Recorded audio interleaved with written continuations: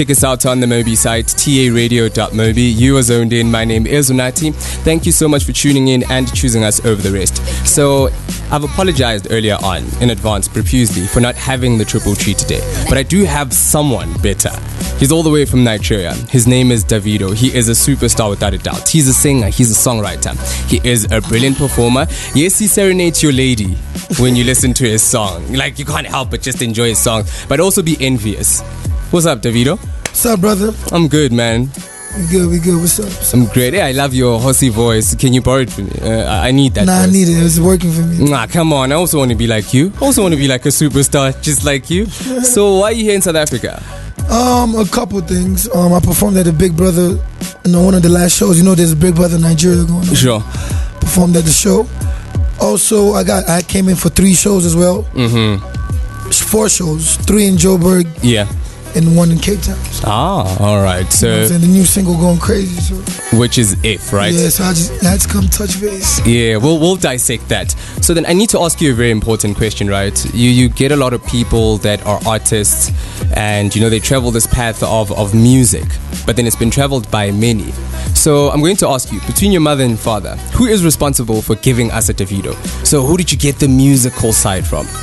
I think my mom, man. Yeah. She asked me, probably my mom. My dad, I think I get the business from my dad. The business side, because I know that you were co-owner of HKN. I was. You were, and then what happened? What transpired? It's I turned 24 in November. Yeah. And I just felt like, yo, man, it's time for me to just do my own thing. Yeah. So I got this new label, DMW, and the first song coming out was If. Which, yeah. It's crazy. And then some of the challenges that you're facing from like being an indie artist altogether, like solely running your own company. Yeah. What are those compared to when you were still with HKN? HKN was co-owned by me, so it's kind of like the same thing if you ask me. Yeah, sure. It's kind of really the same team. It's just like different artists, and then I co-owned it with my brother. Yeah, sure. And then it was just like, you know, it just gets to a time in people's life. It's just like people just gotta do their own thing. You know what I'm saying? I got kids now. It's like, you know what I'm saying? So how many kids do you have? I got 1, and I got 1 on the way. So that's 2. So you a bit. But shout outs to you. It shows that you can score goals. You know, unlike me, I'm like an Arsenal fan. You know? I'm trying to win, but I can't. It happens. Guess I'm shooting blanks. So then, in terms of like collaborating with people, I mean, you've worked with a lot, like the likes of Tinashe, the likes of Nasty C from South Africa. So then, who do you say, yes, this one I totally agree with, and who do you go, you know what, in terms of your character, I don't really think that we'll have a rapport when it comes to music? Sometimes you don't even meet the artists you collaborate with. Yeah, sure. But like with me and Tinashe, we was in the studio together in LA. Nick Mill, we were in the studio together. Yeah. Nasty, we were in the studio together. And everybody I've worked with, basically like friends to me. If I work with you, even if the song is good, but if I feel like you're not gonna promote it for me, you're not gonna push it with me, I'm gonna tell you just get away, and I don't need you. And to me, I'd rather collaborate with African artists, if you ask me. Sure. Than international artists. Yeah, because I know that you also worked with Gaza, all the way from Namibia as well. Yeah, I worked with Gaza, man. Shout out to Gaza. So was it like an in-studio thing as well? Like, yeah, Gaza actually came to Nigeria. Oh yeah. And we recorded in Nigeria, Gaza. And then you just killed it. Yeah, I just recently shot a video last night. Oh yeah? With this dude called Joe McKinney. I don't know if you heard of him. Joe McKinney, oh yeah, from Tanzania. Yeah. So we shot a video last time. Yeah, no, Joe is fiery. Joe's like fierce with the pen. I know that he's also worked with AKA, also worked with Chindima. So he's a brilliant dude. Yeah. Because he also told me that he has an album coming out called God Engineering. Are you part of that? Yeah. Are you engineering part of that? Yeah, I'm part of it. Divine. Nah, that's dope. And then in terms of like beat selection, obviously you'll get like an influx of beats. You go, this one doesn't. But to be honest, that's not how I work. I don't hear beats. I work like fresh. Like we in the studio, we're working on the instrumental together. Everything is fresh. Yeah. I don't really like hearing beats and then writing to the beat because it limits you in what you can do. So in terms of then like, I think the only beat I heard without was Fans Me with Mick Mill. I think the beat was already done. So then the process of like recording a bang of a tune, I mean, you've got a lot from Bagbe Oshe to Dami Duro, taking you way back to F to Coolest Kid in Africa. It goes on and on and on. Do you first like pen stuff down and go, okay, listen? Nah, we don't pen. You just go there in the studio. In the studio, we're just there, just you take 1, take 2, take 3, and then you're done. So you never gone like beyond take 3? I don't. No. Yeah. I can do 100 takes, but I'm saying I don't write nothing down. You don't write nothing down. But and how do you remember? How do you then stay coherent? How do you then stay crisp? How do you then go, you know what, this is my subject matter and I'm going to stick to it? Because when I listen to some of your verses, I'm like, okay, cool. I could write that down, you know? It depends. Like, okay, sometimes I might have a hook and like Skelewu. Yeah, Skelewu, yeah. I didn't do the second verse for Skelewu. Mm-hmm. It took 6 months for me to get a second verse. So you had a writer's block? I didn't write. You just had that block, yeah. Yeah, it didn't come, and then it just came one day. And the rest is history. Mm-hmm. Damn. Oh, so he's in the studio. His name is Davido, all the way from Nigeria. If you have anything to ask him whatsoever, feel free to do that. Tweet me at TransAfrica872, hashtag ZonedIn.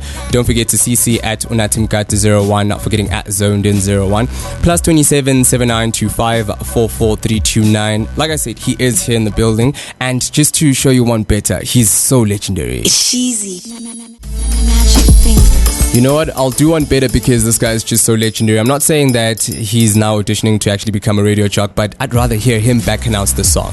Come, let's go. Yeah, you know that was Back Beoshi of the EP Son of Mercy, produced by Sheezy. Yeah. His name is Davido in the studio. It's 15:37 CAT. You are zoned in. My name is Unathi. Of course, I'm not flying solo. I mean, the guys here is that brand new video, brand new song. If it's, I must say, the Mummy game there. How do you choose them though? And you've never disappointed. You're one person that doesn't disappoint when it comes to the Mummy game in terms of the video. Mm-hmm. Do you go, okay, cool, I need this one. I don't need this one. To be honest, she's been my friend for for years. She's been a lot of, she danced for, she actually went on tour with Drake too. Oh yeah? She's a big dancer and we've been friends for a while. And then it wasn't even planned. I think a day before the video shoot, I was like, yo, pull up. Come through. Yeah. You mentioned Drake. He is notorious for being original, inverted commas, stealing song, Wizkid, that whole thing going on. Now I need to ask you, what do you think are some of the challenges that continental artists still need to do in terms of ensuring that the sound is owned by us?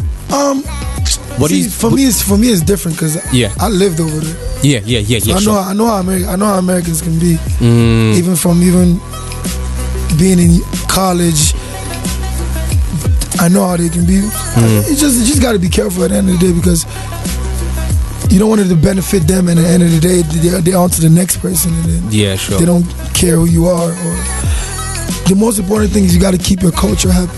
You got to keep, because they keep coming here to look for music. Sure. Yeah. You know what I'm saying? Exactly. And I think now people are starting to realize that now we don't want like I have a lot of people that call me, yo, come to the studio, producers. I don't want to mention their name, but I know what they want. You know what I'm saying? They want that sound. They know we have that sound. And they take the sound and they flip it and then they use it and then they never call you again. Yeah. And that's what's happening with a lot of people now. So. I know. So you know what I'm saying? I was about to ask you then, what do you think is the next step of us protecting our own thing? Because it is our sound. Just keep doing the same way what we was doing. Yeah. Because like even last year, I was in America half of the year. I did like 70 sessions. Name it, Diplo. The list is Metro Boomin. The list is endless. But the whole time it was just like I figured out that okay, it's like do they want to help me or they just want to use my benefit from the sound. And then in December I told Sonny, I was like, look, I'm going back to Nigeria. That's when I recorded F. So I feel like everybody needs to take it back to the basics. They're gonna come regardless. Yeah, they all try and leech off the sound. Which is something that we totally ain't nobody leeching. They know, and I think one of the reasons why you'll never hear me complain is because I'm never gonna let it happen. You know what I'm saying? And that's how you protect yourself, and that's how you get more respect. You know what I'm saying? I hear you. So in terms of like, because you'd say that they gravitate towards because think about it, like I got songs on my laptop right now. Yeah. With Young Thug Shrimp, Popcorn, Trey Songz, Future, Metro, list is endless. Momo Marion. Yeah. But going to LA next week, I'm about to get in with Chris. But that's not my aim. If it happens, it happens. I put out If Going Crazy. Yeah. Omarion calling me like, That's what this is causing waves. Yeah, like that's what they want to hear. They don't want to hear that American stuff. You know what I'm saying? So it's like we just need to just keep our thing, you know, just keep doing what we're doing. Yeah. Our people don't know what we have in Africa. Yeah, sure. You know what I'm saying? So then 2011, you gave us like a smash hit, Davido. We all went completely crazy. We're like, okay, Davido. I mean, I could actually just break it down. For me, I was like, here's a sound from the continent, because we have lost that in South Africa. We used to have Kwaito. It was a distinctive sound, but then now it's gone. I loved Kwaito. Exactly, but now it's gone. And then now we're hearing you coming through with that sound. We're like, oh wow, okay, cool. This is something that's ear friendly as well as digestible. Yeah. How has your sound changed throughout since then? It's been like 6 years now, since 2011 to now. How has it changed? I mean, it's just different experiences. When you experience stuff, you sing about different stuff. Yeah. But it was just like all last year, it was more of like experimenting. But it's like, I feel like we take music so serious now. And that's what's causing like the emptiness of content. When I say you take music so serious, you listen to what other people are doing. You're like, nah, we gotta make that sound, or we gotta make sure, just do your music naturally how you've been doing it. And when I went back, and that's the same mindset I had doing If. Okay, let me give you an example. I've dropped in the last year. I've dropped probably 3 videos. Each of those videos right now, apart from If, I'm talking about. Yeah. I think the one that has the highest views is Coolest Kid 7 million. Yeah, sure. And then the Tinashe one got like 2 million. But and I dropped If, and If gets 6 million in 1 month. So what does that tell you? It tells you that you have your distinctive sound and you're doing you more than anything. And when I do me, what happens? You flourish as opposed to emulating the sound. Exactly. Yeah. So if you had to then describe it, I know that it could be very difficult. Like use a word to say this is a Davido sound. It's no one word, but it's like I call it Afro fusion. It's just different fusion of different music, and that's why on this album you're gonna see the old Davido, and you're gonna see just a little bit of some new Davido. Yeah, because that's what I know how to do. You know what I'm saying? Think about it this way.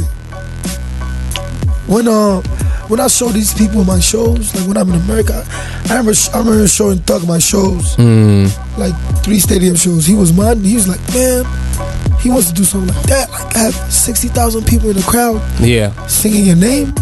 That's what we have, and that's what these people don't have. And that's why I respect the Jamaican, the Caribbean industry. They don't play that.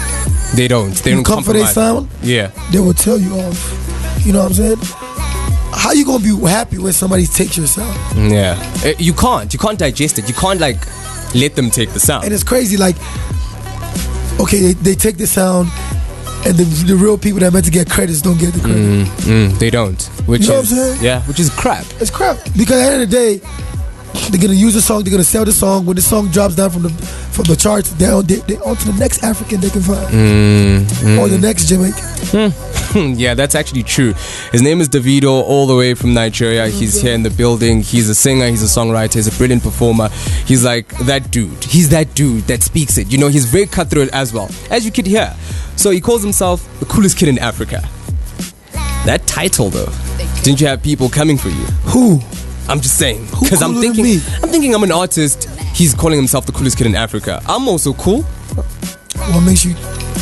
I'm cool. Yeah. What makes you though cool? Besides the fact that you chart ascending, but what makes you cool? You're so cool. And then he says that silently. And that was the whole point of the video, because when I play people that song, like when Future heard it. That's why when he came out here, he messed with something Nasty C. Yeah, sure. Sure. You know what I'm saying? They didn't even believe that video was shot here. It was shot in something. You know what I'm saying? That's the video. When you watch it, you probably think it was shot in LA. Yeah, sure. But I'm like, we shot that here. So that's the whole point. The whole point of that song was showing how cool we are in Africa. Yeah, sure. Not only showing what they show on CNN or what they show on, which is really primitive. You know what I'm talking about? So and I love your jacket where it was branded a lot of things.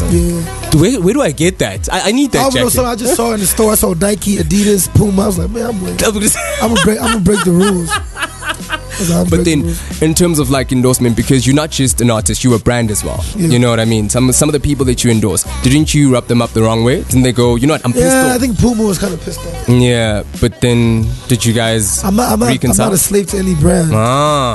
You know what I'm saying? So I think you just wrapped it up. Yeah. You're not a slave. That's why you're the cool. You see, that's why you're the coolest kid in Africa. I'm just saying. I'm all for you. His name is Davido. He's in here in the building right here at TransAfrica Radio. One Voice, One Africa. He's all the way from Nigeria. He told you why he's the coolest kid in Africa. So if you do have those questions, make sure that they flood through the WhatsApp line +27 7925 44329. #ZonedIn on Twitter. Tweet at TransAfrica872. Do you think that publicized beef is much less lethal than the silent competition that's happening, where you get people saying, oh, Davido is not cooler than a Debanj, or Debanj is way, way more talented than a Davido, or Emma Baga is better than, you know what I mean? Yeah. Do you think that really dents you as an artist, or it just keeps you going? That's just like, you can't hide from that. Yeah. That's what's gonna happen, but you know what I'm saying? I feel like public beef is lame. If you don't like each other, just don't talk to each other and just. I have people I don't mess with, we just don't talk. Yeah. We say hi, go our separate ways. But the publicized beef, that's lame to me. And you trying to make yourself seem bigger than the next guy, sure, that's lame to me. Yeah. Just do you. Everybody just do their own thing. So. Yeah. Got a tweet here, a quick one, saying that ask Davido if he actually plans to release more music with house music influence. I mean, you've done that with Uhuru before they got disbanded. So do you still plan on doing that? Like, I don't know. You know what I'm saying? When I did that with Uhuru, everybody was in a good space. Yeah. Why they break up? Disbanded. Everybody got egos now. Yeah, and money as well. Apparently money's like that. Okay. Yeah. See, that's what messes up stuff. But anyway, anytime I'm always down. Mosquito is my man, man. Yeah. Me and Heavy K too. We working on something. Right. No, I get you. And then before I let you go, in terms of pushing your shows again, where in Johannesburg are you performing again? I'm done for Johannesburg. I killed it 3 days in a row. It was crazy. It was so packed, so madness. The club owners was complaining like, what kind of guy is this that brings all these people to? And then you got a lap dance as well. I saw that, man. What was that? I was chilling with a nice girl on my lap. Dancing. Who doesn't do that? I don't. You need to like. I need to be part of your entourage. That's why. We get lap dances every day. Man, please, can I join you? Like, what do I need? I'll sing too. I'll rap. Oh, you gotta use this beat. Twitter handle, Instagram, Davido Official. Yeah. Almost at 4 million on Instagram. Whoa, yeah. Twitter, I am_Davido. Yeah. Facebook, 5 million on Facebook. Just get it to 6 million. Yeah. Just Davido. Before I let you go, TransAfrica Radio plays 100% African music. Okay. What are your thoughts on that as an artist? That's, if I owned a radio station, I'd probably do the same. That's how it's meant to be. Yeah. You know what I'm saying? The same way they don't play us over there. Why should we play them? Yeah. All right. Shout outs to you. His name is Davido, all the way from Nigeria. Fortunately, we had to wrap up, but he's just that brilliant dude. Main reason why he was here, it's because of this song, If It's a Tune. This is TransAfrica Radio.